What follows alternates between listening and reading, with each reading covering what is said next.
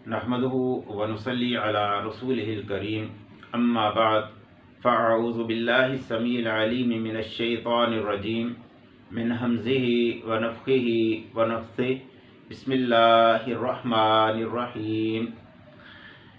اس دنیا میں انسان سے کہیں نہ کہیں، کسی نہ کسی جگہ، کسی نہ کسی موقع پر غلطی، گناہ ہو جاتا ہے، بلکہ نبی کریم صلی اللہ علیہ وسلم کا فرمان ہے کل بنی آدم خطاؤون، کہ آدم علیہ السلام کی ساری اولاد ہی خطا کار ہے۔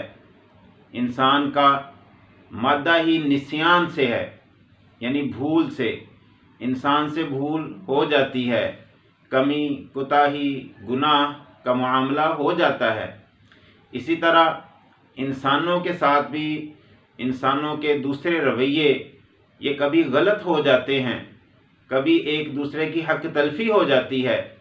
شریعت ہمیں یہاں پہ ایک تلقین کرتی ہے کہ ایک دوسرے کو معاف کر دیا کرو۔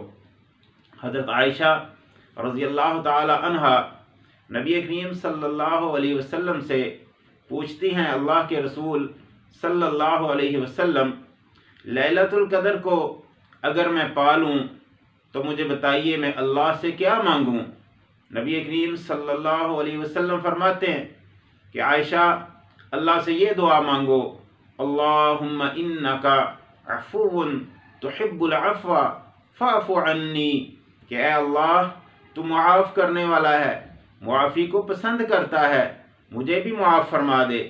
اس دعا میں جو ہمیں ایک سبق ملتا ہے کہ اللہ تعالی خود بھی معافی کو پسند کرتا ہے اور معاف بھی کرنے والا ہے۔ اب اگر ہم سے کسی مسلمان بھائی کے ساتھ اونچ نیچ کا معاملہ ہو گیا ہے تو ہم بھی اس کو اللہ کی رضا کے لیے معاف کر دیں۔ اس کے 3 بڑے بڑے فوائد ہمیں حاصل ہوتے ہیں۔ ایک مختصراً واقعے کی طرف اشارہ، ابو بکر صدیق رضی اللہ تعالی عنہ، ان کی بیٹی حضرت عائشہ رضی اللہ تعالی عنہا، ان پہ بہتان لگانے والے لوگوں میں ایک ان کا رشتہ دار بھی تھا، مصطح بن اساسہ رضی اللہ تعالی عنہ۔ ابو بکر صدیق رضی اللہ تعالی عنہ ان کے ساتھ بڑا تعاون کیا کرتے تھے۔ جب لوگوں نے یہ فتنہ کھڑا کیا تو یہ مصطح بن اساسہ یہ بھی انہی لوگوں میں شامل تھے جنہوں نے حضرت عائشہ رضی اللہ تعالی عنہا کے اوپر بہتان لگائے۔ ابو بکر صدیق رضی اللہ تعالی عنہ کو بڑی تکلیف ہوئی اس معاملے میں کہ میں ان کے ساتھ تعاون کرنے والا ہوں، ان کے گھر کا خرچہ چلا رہا ہوں اور یہ میری ہی بیٹی کے اوپر الزام لگا رہے ہیں۔ حضرت ابو بکر صدیق رضی اللہ تعالی عنہ نے ان کے گھر کا خرچ بند کر دیا۔ اب دیکھیں یہاں پہ اللہ تعالی سورۃ نور میں قرآن مجید میں ارشاد فرماتے ہیں، الا تحبون ان یغفر اللہ لکم، کہ کیا تم پسند نہیں کرتے کہ اللہ بھی تمہیں معاف کر دے؟ ابو بکر صدیق رضی اللہ تعالی عنہ نے جب یہ قرآن کی آیتیں سنی تو فوراً پکار اٹھے، کیوں نہیں، میں پسند کرتا ہوں کہ اللہ بھی مجھے معاف کر دے۔ فوراً اپنی بات سے رجوع کیا اور اس کا خرچ جو بند کر دیا تھا اس کو دوبارہ بحال کر دیا۔ یعنی یہ اللہ تعالیٰ کے ہاں معافی کا ایک بہت بڑا ذریعہ ہے کہ اگر ہم خود اللہ سے کل کو قیامت والے دن معافی چاہتے ہیں تو آج لوگوں کی کمی کوتاہی کو درگزر کرتے ہوئے ان کو بھی معاف کر دیں، قیامت والے دن اللہ ہمیں بھی معاف فرما دے گا۔ دوسرا بڑا اس کا فائدہ، نبی کریم صلی اللہ علیہ وسلم کا ارشاد گرامی مسلم شریف کی روایت میں ملتا ہے کہ نبی کریم صلی اللہ علیہ وسلم نے ارشاد فرمایا، وما زاد اللہ عبدا بعفو الا عزا، کہ اللہ تعالی معاف کرنے سے بندے کی عزت میں ہی اضافہ فرماتا ہے۔